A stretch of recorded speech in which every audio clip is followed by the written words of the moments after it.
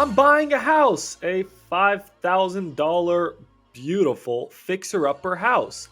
But my letter of intent, my offer was just accepted. In this video, I'm going to teach you how to write an LOI or a letter of intent so that you can start wholesaling or investing in real estate. And that's whether you want to do cash deals or if you want to do creative finance. Like on this deal, I bought this with seller financing. Go watch part 1 of this video where I negotiate a $45,000 house for only $5,000, and the other $40,000 I'm going to pay over time in monthly payments. To buy this gorgeous house, I don't need cash, or barely. I only need $5,000. I don't need credit, and I don't need credentials. I didn't even need to go to a bank. All I had to do was do seller financing. So what am I going to do with this house? Well, okay. Well, I'm going to wholesale it. That is the goal of this series. I'm going to walk you through from beginning to end how I wholesale a deal, how I find and negotiate a deal, how I write the LOI, which you're going to watch in this video. The next one's going to be getting the property under contract and writing all the contracts. The one after that's going to be marketing and disposition. And then I'm going to show you how I get paid. So I'm not personally going to buy this house.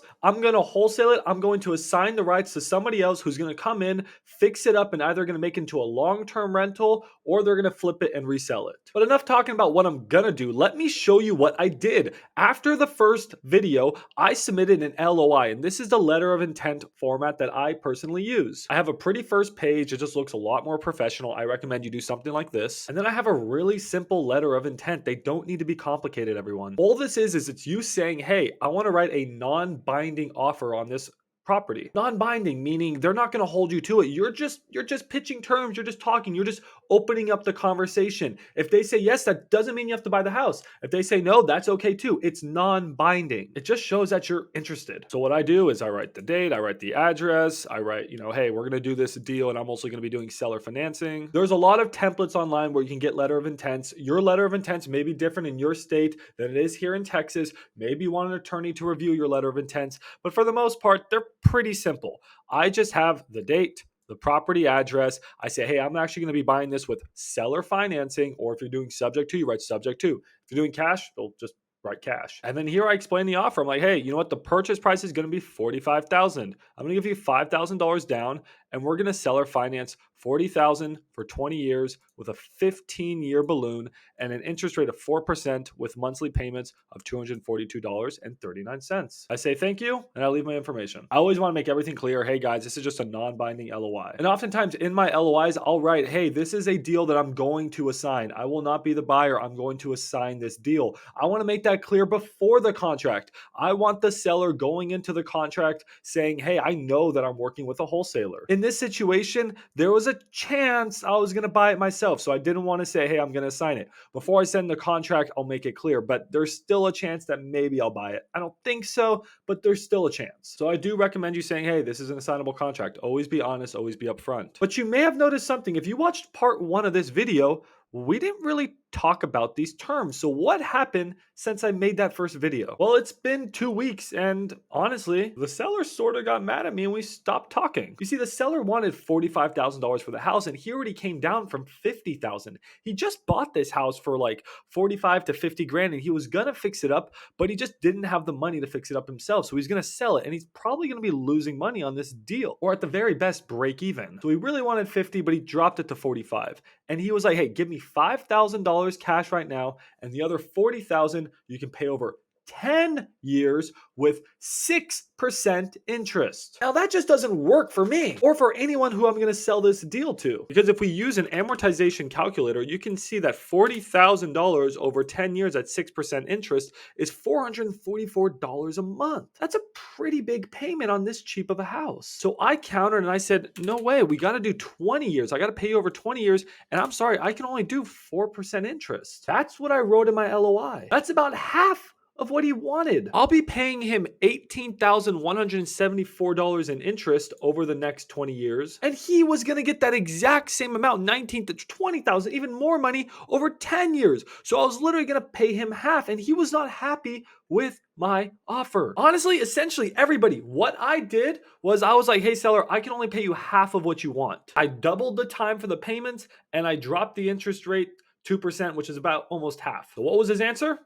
Nothing. He just stopped talking to me. After about a week, I followed up. I was like, hey, what's going on, seller? And he told me this deal doesn't work for me. And I said, hey, your terms don't make sense to me. This property's not going to cash flow enough. This property probably needs at least $50,000 of work, if not maybe a little bit more. So I just said, hey, seller, this is the best I can do. Take it or leave it. And I just stopped the conversation there. I walked. I put my cards on the table and I walked away. Guys and girls, wholesalers, investors, you need to be able to walk away from deals. If you're constantly chasing and pushing the sellers to make decisions right then and there, and then you're gonna be like, fine, I'll take your numbers, you're not gonna make money in this business. You're gonna waste your time, because if I would have locked up the deal at his numbers, then I'd be trying to wholesale it. I'd be spending 10s or 20 or 30 or 40 hours of my time. And guess what? I wouldn't make any money because there wouldn't be a buyer for that deal. And then even worse, I would piss off the seller, because now the seller couldn't sell their house at the deal that I told them I could get it for them. So I've pissed off the seller. I've wasted my time. I've wasted buyers' times. I've pissed off everybody, even pissed off the escrow officers,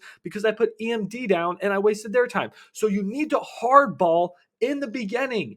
Don't lock up bad deals. Only lock up good deals. Your time is valuable, and everybody's time is valuable. Stop locking up bad deals. So I walked away. I said, no, this is the best I can do. This is it. And guess what happened? A few days later, we were able to negotiate a deal. I caved barely. You know what we ended up doing?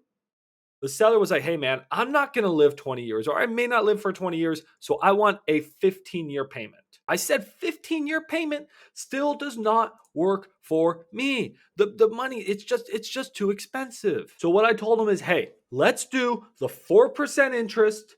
Let's do the 20-year loan term, but in 15 years, I will pay off the entire balance. It will balloon. So even though I haven't paid off the entire $40,000 in principal at that date, in 15 years, I'll pay him off the rest. It was a good middle ground for us. And that's what we ended up doing. So let me just quickly talk to you about this deal. And then in the next video, we're going to lock this up under contract. I'm going to show you how you write contracts. So we paid $45,000 for this property with $5,000 down at 4% interest for 20 years and a 15-year balloon. All right. So a 15-year balloon. That comes out to $242 a month in debt servicing costs. You call the payments to the seller debt servicing, because it's debt and you're servicing that debt. You got to pay it. The taxes on this property are currently about a couple $100s a month. So about $200 a month. Now, what about insurance? Well, you actually don't have to have insurance, guys, because there's no mortgage on the property. Depending on the deal you work with the seller, you may not have to have insurance. So I'm going to leave insurance up to the buyer. And also,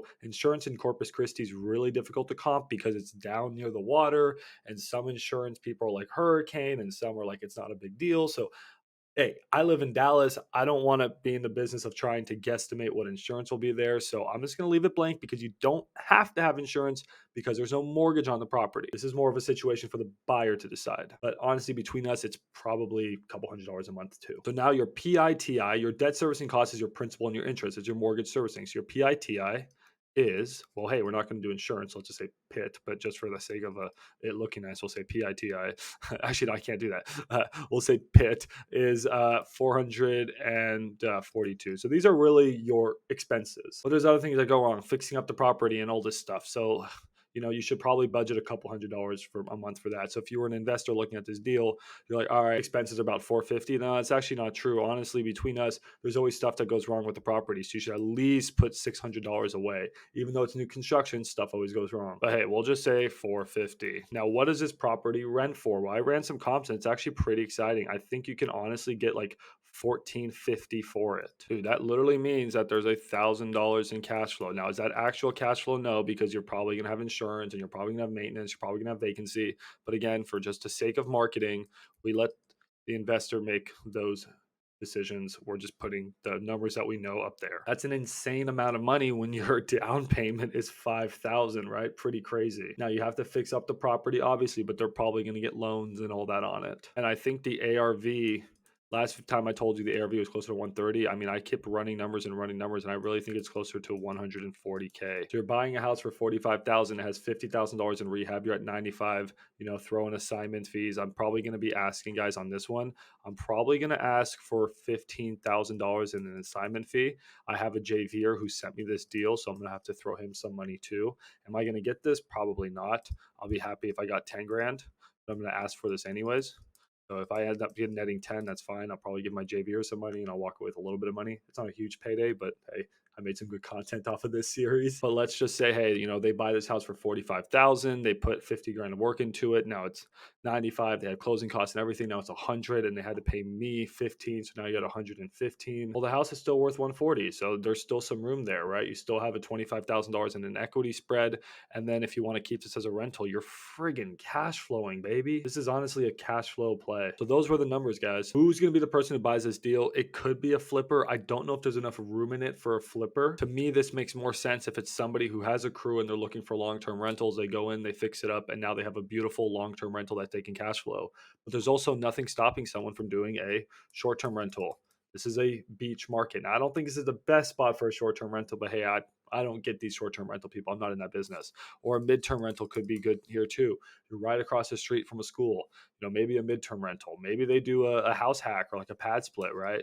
I don't think this is the right fit for that, in my opinion. I wouldn't, but hey, I'm not the buyer. Probably not the buyer. If I had crews in Corpus Christi, I'd be buying this property and fixing up and keeping it as an LTR. So that's it, guys. I just want to walk you through the new numbers, what the seller accepted, and I also just want to talk to you about how I write my LOIs. So hey, next video, let's write some contracts. Make sure to subscribe if you haven't already, and I'll see you in the next one. Bye.